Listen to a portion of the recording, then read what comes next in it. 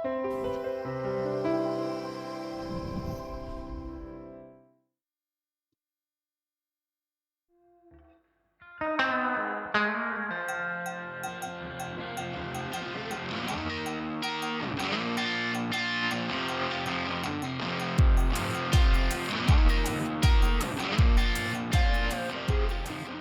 and welcome to this episode of the AHF Podcast. I'm your host, Joe Schwab. Today, we're honored to sit down with Dr. Khalid Yousuf, an accomplished orthopedic surgeon, educator, and leader, to talk not just about what he does, but who he's become over the course of an evolving and some might even say brilliant career. If you're in the middle of your journey in orthopedic surgery, or if you're just starting out, this is an episode you'll want to listen to all the way through. Dr. Yousuf, welcome to the AHF Podcast. Thanks for having me here, Joe. Nice seeing you. Great seeing you. Before we jump right into the heavy stuff, how about you introduce yourself to our listeners, where you're based, maybe tell them a little bit about your background. Sure. So my name's Khalid Yousuf. I'm in Dallas, Texas now. In the suburbs of Dallas. I work with a large healthcare system, and my journey, like most, was medical school, orthopedic surgery at University of Oklahoma for residency, Mayo Clinic for fellowship. Joe and I met along this journey and kindled a friendship from that point. And then I took a job in Chicago, practiced there for 5 years. So we stayed, Joe and I stayed in touch. And then as Joe transitioned over the pond, I came down to Texas. I had some ties to Texas, and it's been a great transition to my practice. So I've been in Dallas now for 8 years, and that's also around the time I was introduced to the Anterior Hip Foundation, and I'm sure we're going to talk more about that. So tell me a little bit, and tell our listeners a little bit about how you got interested in orthopedics in the first place. Yeah. Being Pakistani, you're kind of born with two options. You're going to be a doc or an engineer. And I really struggled with that. I like the engineering side more, for sure. But at the same token, my dad's a doc. I have other family members that are docs, and I really was drawn to the human element of medicine. And then, so almost like by default, I didn't think too hard about medical school. I fortunate and was blessed to have good grades and kind of went down that path almost by default. But as soon as you start getting into that finish line of just, hey, now I'm really going to start medical school, the finish line of like the pre into the med school part, you start to say, I got to pick what kind of doc I want to be. And now the human element of illness and sickness and all the other parts come in. And so very quickly, conversations with my dad, other folks, I was very confused. I mean, truly, honestly confused to the point where I was like, I don't think I should be a doctor. And fortunately for me, the second week of gross anatomy lab, the orthopedic surgery residents would come into our cadaver lab and do the joint dissection of the cadaver just to kind of like show the anatomy. And it was good for them because they were learning the anatomy themselves. It was good for medical students to learn from others. And right away I was drawn to the that feel and excitement that they had about what they were showing us and teaching us. And lo and behold, that was my introduction to ortho. And specific, I know it's a long-winded answer, but really I think that's how your life is shaped, is these little interactions that then make a amazing, hopefully experience for you in your life. And it went from that to research in ortho, and putting little EMG sensors in feline multifidus muscles to figure out how their spine works and what makes their spine hurt, to grand rounds and other research opportunities. And just that's how it kind of all got started. And I'm so grateful for that. So given where you're at in your career now and what you've accomplished since that time, if you could sit down with that younger Khalid and give him some advice or answer some of his questions, what would you tell him? I guess, what would you wish you would have known that the people around you weren't telling you at the time, or wasn't the information you were getting? Yeah, that's a tough question. So, I don't know if I would have given him any different advice. I don't think he understood the, I don't think he understood the life he got placed into. Just he was lucky in Yeah. that. And let me expound on that a little bit. So I didn't get into med school one of my years for a little while, and so I was guided to go into business, and I went in and got in healthcare management masters. And I think these opportunities that like sometimes seem like your life is ending, and you're saying, "Man, I want to be a doc, and I didn't get into med school. My grades are good. Why didn't this work out?" Sometimes it's just not meant to be worked out, right? It's not the right time. And so making the best of what you have, I think, and to take that with a smile, which I'm not saying I always did, but at the same token, luckily for me, the people around me, the support structure, helped me smile through it, put my head down, work through it, do the best at that opportunity. I think that's been a strength of mine, that I do try to do the best at whatever situation I'm in. Even if I internally don't like it, I know the outward product is got to be my best effort. And so then, you just don't know. So what did I learn through all those is that the business acumen I gained by going to business school, the idea of conversations with my dad saying, I know I thought I wanted to be a doctor, but now I realize the sick patient isn't the patient model I might thrive in. The hurt patient model is maybe the model I would thrive in. And understanding that there's doctors that can take care of sick patients versus hurt patients. And I think most orthopedic surgeons are better at the hurt patient versus the sick patient. And understanding that very early on, or having someone explain that to you, because as a student, you don't understand there's two different types of patients. So those are the things I would tell the young Khalid, that, hey, you got a curveball thrown to you. Life isn't meant to be just a bunch of smooth, straight sailing. It's going to have its bumps. So just take it and do what you do. And when you hurt, you don't, just talk to the people around you that support you. And because we all hurt at different times, and it's okay to hurt. You just Yeah. work through that. I haven't heard that distinction between the hurt patient and the sick patient that way. I think that's a fascinating way to think about not just patients, but different types of physicians, right? What kind of physician you want to be. I haven't heard it in those terms.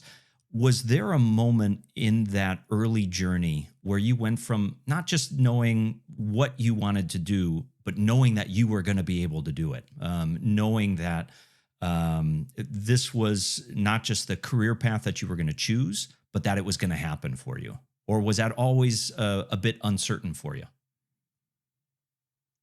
Yeah, I take that question, and the way I hear it, for me, it puts me in residency.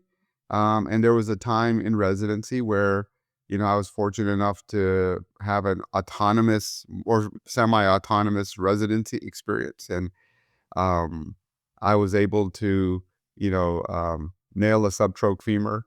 It was a trauma case. I was, upper level on call. Faculty was there, but close by type of there. Mhm. And and I connected with the patient. So there's this, so many aspects of that story in my mind. It's you connect with the patient. It's a tougher fracture. You had to open it, and then successfully accomplish that surgery. That's when it culminated, and on that drive home, I was, okay to say, almost like teary-eyed, that, hey, wow, it's gone from where I couldn't even maybe, do a vertical mattress suture, to now I took this person who got in a car wreck, and now myself reduced it, fixed it, and, hopefully he'll have a union. I didn't get follow-up, residency, you don't always get follow-up, but the Right. point is that was a transformative realization in my life. And I think that's when it became a reality that, hey, this is going to happen. And soon enough, I'll be a board certified orthopedic surgeon, and the responsibilities I should be able to meet as long as I keep doing what I've done to this point. We had a former chairman in my program who used to say nothing kills enthusiasm like follow-up. So it's probably a good thing you didn't get follow-up on that patient, right? Yeah, You this is just run the risk of killing the enthusiasm. yeah, for sure. Tough university patients for sure. Yeah, So, for sure.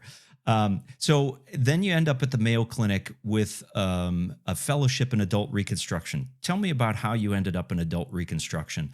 When now you've gone from knowing whether you want to deal with sick patients or hurt patients to certain types of hurt patients.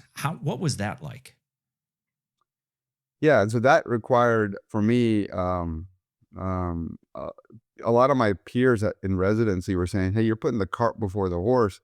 But I honestly, for me, that's just how my mind was working. And I was torn between spine, joints, maybe even trauma. I kind of liked some of the bigger surgeries that came with trauma. Mm-hmm. And then, so I basically said, I want to live in Dallas, Texas. That was the goal at the time. And so kind of worked backwards. And I said, hey, what kind of jobs are out there in Dallas? And going back to circa 2010, right? Like joints was not as popular as it is today. And the patients were in hospitals for at the VA for our rotation. They were at the hospital for easily 3 to 5 days. Yeah. And we had a great private practice experience as part of our residency. So even in the private sector, they were in the hospital for 1 night for sure, maybe even 2 nights. The Medicare 2-night rule was like full effect. All these types of things. Mm-hmm. So the job market told me joints is gonna lead to maybe a better, uh, salary and that type of situation. Having a family or having family of family doctors because we have a lot of family docs in our family in the use of family. Yeah. And seeing how they were always connected to patients, I think I always did better with chronic patients, chronic ailment patients from that standpoint. I bonded Mm-hmm. with them better. So I was drawn to joints and spine for that reason. And then the surgery of joints just fit my uh, like my engineering mind a lot better. I really felt like I understand these concepts better. Materials are exciting to me because it was not being taught well at the time to Mm-hmm. me. Not a fault of the residency, but in general, we didn't understand metals and plastics and ceramics. So I liked reading about that and just understanding that. And so that was the attraction into joints. And then the business side of my mind really kicked in too.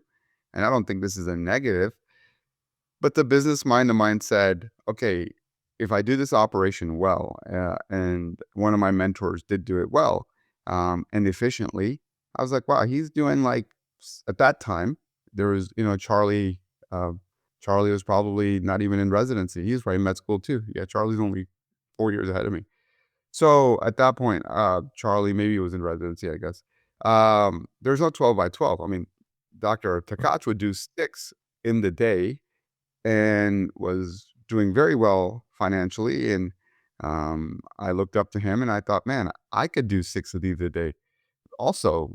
And that means X and that means, paying off debt and school and all of that kind of stuff. So I said, why not do this? And my attention span is better for, a good hour and a half because that's how long joints took about at that time versus Yeah. a 3 hour, spine case or something like that. Yeah. Or a So 5-hour trauma case. again, Yeah. a lot of reflection. I'm very deliberate with my decisions, and I'm grateful for that. Sometimes I'm slow making my decisions, but those deliberate thoughts and conversations with people led me to joints, and that's kind of what led me to it. It's interesting you mentioned this because this is what always struck me about you in when we first met each other I think even looking at residency programs, right? We were interviewing for residency programs together, was how Yeah. thoughtful and deliberate and contemplative you were. And I the in one sense that could be viewed as making decisions slowly. In another sense, like that's kind of what you want in a doctor who's you're putting a portion of your livelihood in their hands. So that was something that always struck me about the way you approach things. And one of those areas that we reconnected in was you were a few years into your practice before you decided to do anterior approach total hips. Tell me a little bit about that. That must have been a deliberative process for you as well. Yeah, for sure. So, Rob Truesdale, who many know, just amazing surgeon, right? Such a charismatic individual. I really am grateful that he taught me so much and was part of our life. I wrapped up fellowship with his rotation near the end by design. Everyone spoke highly of him, and I didn't want to rotate with him early on because I wanted my hands to be better. I wanted the program to know me better so I'd get to have more autonomy, especially at a place like the clinic where Yeah. autonomy sometimes is, you really got to earn your chance at autonomy, rightfully so. So, I wrap up. I'm doing, it's him for 6 weeks and PAGs for 6 weeks, and I'm saying, man, I'm a posterior approach. This is it. These guys are master surgeons. Yeah. And Rob goes, so what do you think of anterior approach? Because I'd done Mike Taunton's rotation prior. Mike's a amazing individual and Yeah. great up and coming leader now, and just great guy. And at that time, even in his first 2 years, he got me through anterior approach and helped me, taught me so much. I mean, so much of it all started with Mike, right? And I got to give him credit. So, Truesdale said, you do the approach you end your rotation with. And so that's what, he said that just because you're most comfortable, you're going to leave and this is going to be your memory and you're going to go into practice and that's what you're going to do. Yeah. So, my other co-fellow, Nate Nelms, was at the meeting this past year, and Nate's amazing, smart individual. And Yeah. Nate was all in on the anterior approach. Jamie, the other co-fellow, was all in on the anterior approach. And I was like, I don't know, I'm not sure. So that's where I ended. Now, I did go 50-50 first year out. So full disclosure, first year out, I was 50-50. And ironically, I did the hard hips from the front. And so everyone said, why are you doing the hard hips from the front? Again, my crazy mind said, the hard hips are the ones that I don't have a PA. I get like a hospital assigned, retractor holder, and they don't know how to control the thigh and the leg. And it's hard for me to broach, but they can hold retractors when they're on the other side of the bed. Yeah. And so the approach, which is harder for me at that age, the releases, which are harder for me at that point of my career, are me problems. I can fix me problems. I can't fix, hey, hold the leg this way, or be intuitive and know that I'm doing this or do that, because your body's moving this way. And you're like, today, my PA just looks at how I stand and she knows, okay, move this way because he's doing that. I didn't have that luxury then. And so hard hips, anterior approach. So my anterior approaches were like 2-hour, just challenges, but good outcomes. And that's how I did it. So for me, it was 50-50 because couldn't go through a day of multiple hips that were 2 hours long for me at that time, but got better and better and better. So that was that. Again, thinking through the process and solve the problems that are in your control. Maybe don't worry about the problems that are not in your control. It's what I would teach to the audience or remind the audience that's listening to this podcast. We get so caught up on, other people's problems, and that's not our problems. Just do you. Right. My wife was reading a book called, I think it was called Let Them. And it was about, when other people get worked up and tell you what you should do. All right, let them tell you, let them get worked up. That's just fine. This episode of the AHF Podcast is brought to you by Zimmer Biomet. Leading the industry in innovation, fostering a seamless integration of implants and technology to meet the demands of modern hip arthroplasty procedures, Zimmer Biomet offers the latest advancement in femoral hip systems, Z1. Z1's modern design features collared and collarless options for cementless applications using a single efficient instrumentation platform. With an expansive size range and 3 distinct neck options, Z1 provides confidence to manage a variety of patient anatomies and reconstructive needs. Combined with Zimmer Biomet's world-class acetabular products and enabling technologies such as the Hammer Automated Impaction System and OrthoGrid Hip AI, Z1 offers an enhanced total hip arthroplasty experience for surgeons and patients. To learn more, visit zimmerbiomet.com/Z1. And now, back to the podcast.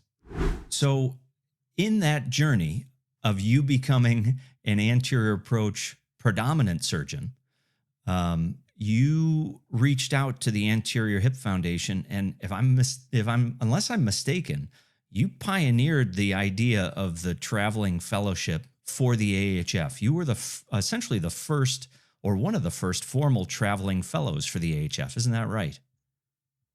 Yeah, I think I was the inaugural traveling fellow, and I think the idea came again having a connection with you and Charlie. The idea was, so I came to the meeting and really enjoyed the meeting.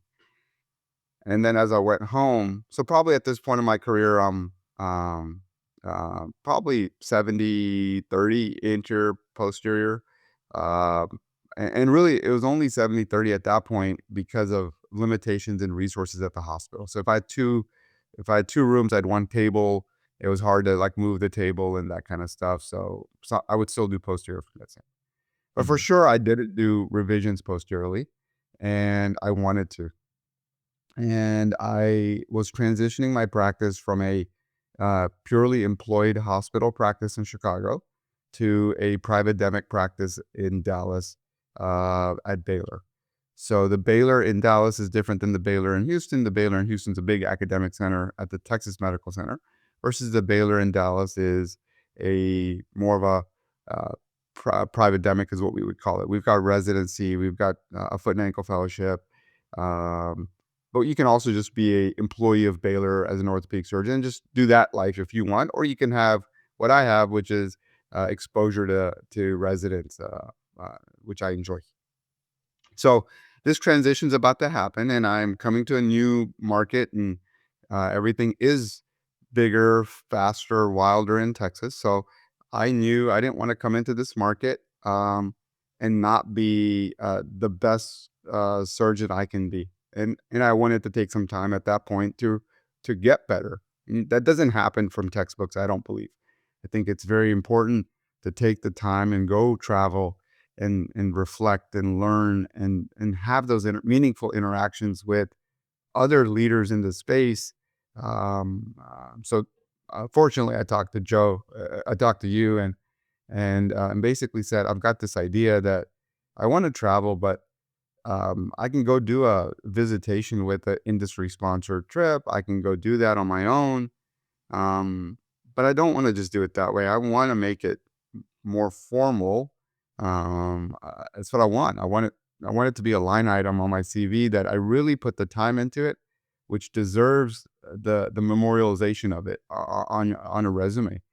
Mhm. So we worked through all of that goes into that. You guys helped me identify people like Nick Matz, that the name was very known to me through literature, but I didn't know him personally at all. Yeah. And his name was given to me. Of course, Dr. DeCook, Jonathan Urasmides, Charlie, who now all three are so close to me. Their names were given to me. Tom Bradbury, what a Yep. great guy and stud surgeon. But a deficiency of mine, but I didn't know him at the time. I didn't know his name, his literature, but you guys introduced me to him. George Guile. I mean, George Mhm. was a year behind me at LSU. But we didn't know each other well because George was out there partying, of course, as you would know, and driving fast cars. And I don't want to say he's married now, but maybe chasing women. Who knows, right? I don't know. But I didn't know him at that time, even though he was a year behind me at LSU. And Katrina, the years you get to know the junior class and the senior class, like the 2 years that get to know each other, is the clinical years. And in my clinical year, I got shipped out because Hurricane Katrina hit. So I Yeah. really didn't get to bond with him. And I meet him at that trip and we connect and say, hey, wow, we're both at LSU. We're both from New Orleans. Like, what a small world. And learning Yeah. how to do hip resurfacing from the front, which is what he taught me. I mean, these were the interactions I gained in that traveling fellowship. So formative for my career. Honestly, I think put me on the map, because at that point, I'm being asked to talk about anterior approach, how I do revisions from the front. I'm coming back and doing things that are uncomfortable again, but better for patient care, and working through that. So, so that is really when you're all in now, right? You can't go be the anterior hip fellow, the first one, and then come back and say, yeah, I'm gonna book a posterior approach. No, it doesn't work in that way. You're all in. Everyone knows you took time off work. My partners knew I went and did this. They're Yeah. excited, and they're saying, wow, you're, let me send you this BMI 50. You're gonna do it from the front. And I'm like, yep, I am. Bikini incision from the front. Let me send you this revision. And I'm like, yeah, your pelvis looks good on the backside. I don't think I need to get back there. Everything's in the front. I'm going to go through the front. I can use fluoro to my advantage. I can take that new cup out, keep my hip center where I want. It's not blind for me. Absolutely. Then you're presenting it, and residents are there looking at you, always keeping you honest. And so that was that 12 months, man, a lot happened for me in Yeah. 2017, 2018. Um, sorry, 2018, 2019. A lot happened for me in those 12 months. Yeah. Um, so very grateful for that opportunity, and highly, highly, highly recommend all surgeons, probably every 6 years, 5 years, maybe even, you should stop and take some time to go watch other people, learn from other people. And specifically, like the Anterior Hip Foundation, we have such a great opportunity now. We take 4 fellows a year. It's international flavored. I mean, it's just a great opportunity for anyone who's trying to get better at their craft. Um, another thing that comes to mind, I think you're going to appreciate this, Joe. We're surgeons, right? We are surgeons. Absolutely, we're surgeons. But in a way, we're artisans, right? We Hmm. we are crafting something. So if you go back to like the Renaissance, and you wanted to learn how to make the best like armoire, you'd find the guy who makes it the best and learn some skill sets from him. And then what if you figured out that, hey, there's someone else who makes really good metal hinges, and because your armoire's got to have doors, then you go to like this metal guy and learn how to like craft metal, because you want your door handles to be more intricate, and the hinges to be just seamless and soft close or whatever. I don't know. I'm just, why I picked armoire, I don't even know why I picked armoire, but that's the example that comes to mind right now. Yeah. That we are Yeah. artisans, we would want to learn our craft from the best. So I think the point of my career I'm at now is I talk to certain people when I see them about, cup. And I really think they understand the cup so well. And I want to know about the cup from them. And then there's others I run into and I say, hey, talk to me about femur. Others I talk to about approach. Yeah. Others I talk to about bearings and implants. And get to that. I'm excited about that phase of my career where I'm at, where I'm trying to say, hey, you are the artisan of acetabular, understanding. I want to learn that from you, because the best version of me is a combination. Again, I'm very proud of my Pakistani heritage, so I'm not going to call it jambalaya. I'm going to call it biryani. So the biryani, which is rice and spice and meat and everything in one pot, and tastes amazing. If you haven't tried it, you should go try some biryani tonight. Yeah. But that you can't just get from one person. You just can't. You got to get your best biryani is going to happen when you go pick up everything from everyone different. Sorry for So the long answer, but very no, important. I love it. It's fantastic. Um, as you've gained that experience, did your definition of success change? Uh, yeah, I think yes. I think the answer is yes. Have I reflected upon that?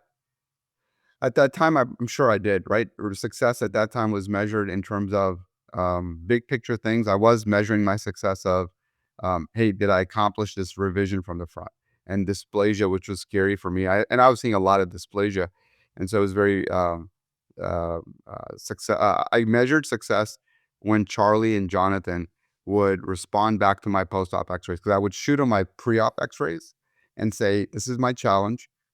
Can I do this from the front? Question number one. The answer sounds so obvious right now. Yes, you can do it from the front. But at that time, it wasn't obvious. That was the reality.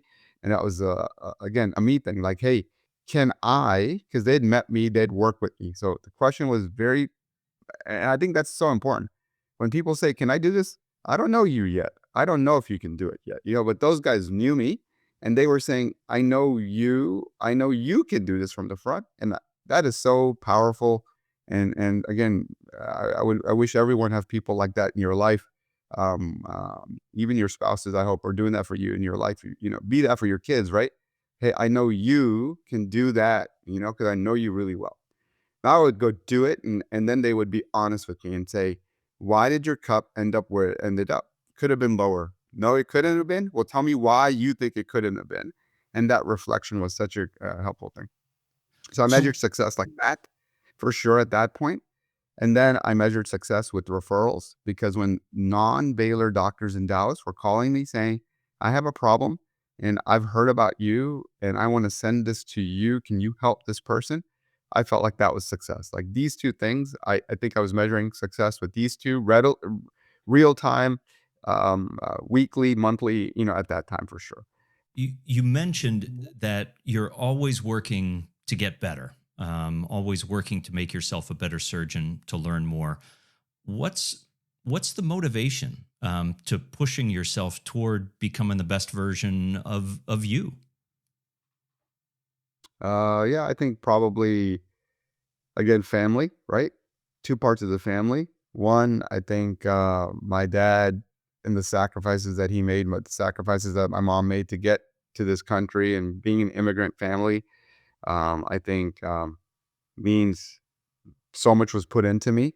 And so what's the product of that? And that product better be really good. So that pressure I put on myself, I think is part of it. And now Mhm. I got now on the other hand, there's a potential echo chamber, right? Those are your kids. So are they going to echo? I definitely um, I don't have any pressure on them. Hey, you need to be an orthopedic surgeon or even a physician for that matter. But for sure, the echo that I would love to see is they are the best version of themselves. We all want that for our family and kids and people around us that we love. And so actions are what make that happen. Verbalizing that commitment, I think it's so important to verbalize that intent for me to come out here and say that to you in a vulnerable space and do that puts me on the spot, right? Same thing like going on that Anterior Foundation. You verbalize that commitment. Now everyone knows your intent. You gotta, you know, shut up or put up, right? And so at that point, like, I love these things, right?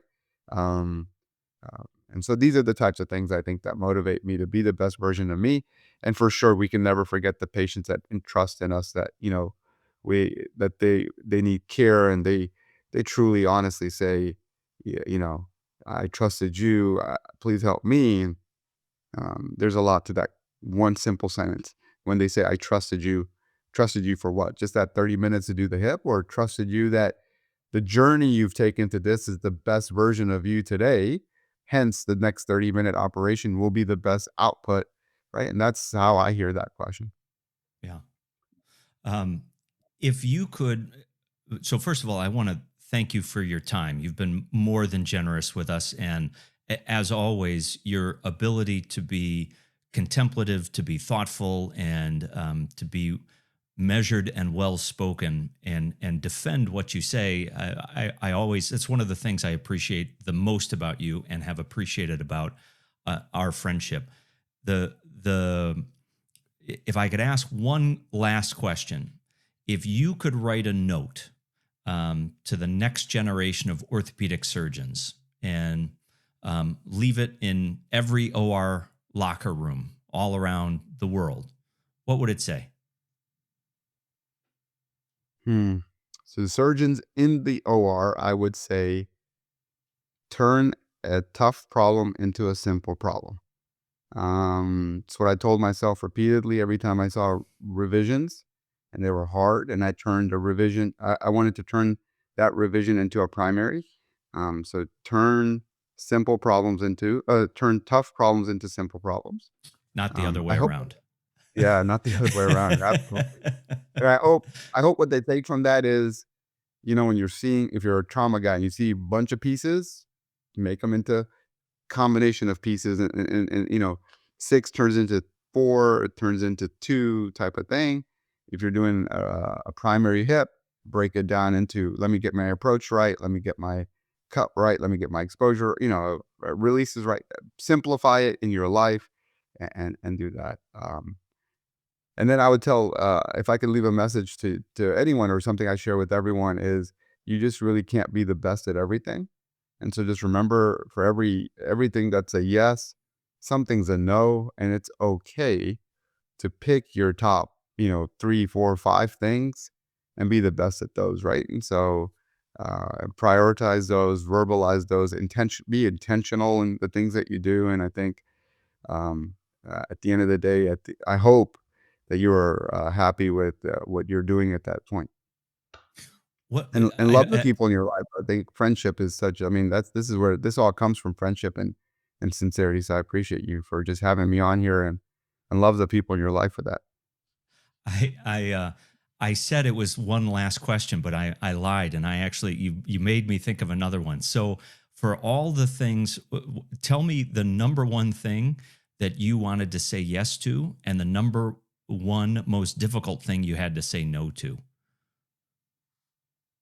Man, orthopedically, it's an easy question.